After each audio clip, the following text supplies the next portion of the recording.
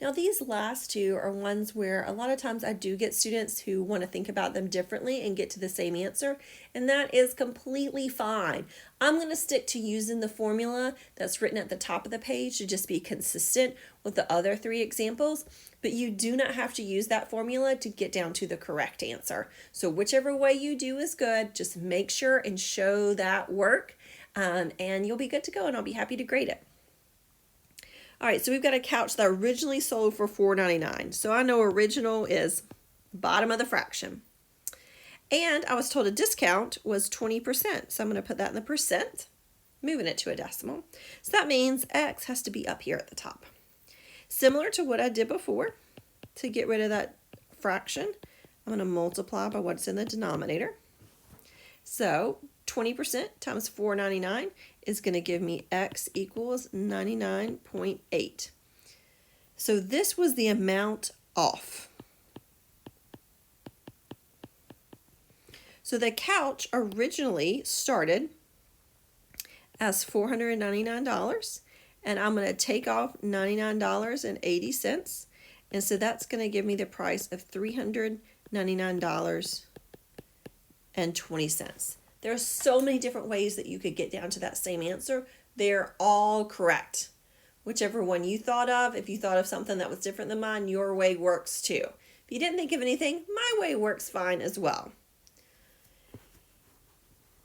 All right, last one here. Again, feel free to do your own way. You don't have to do the same setup that I'm doing. A dress shirt has the regular price of $39.99. That's another way of saying original, so I'm going to put it there. It's marked down with a 40% discount. Somebody looking for X. So very similar setup to what we had just a second ago.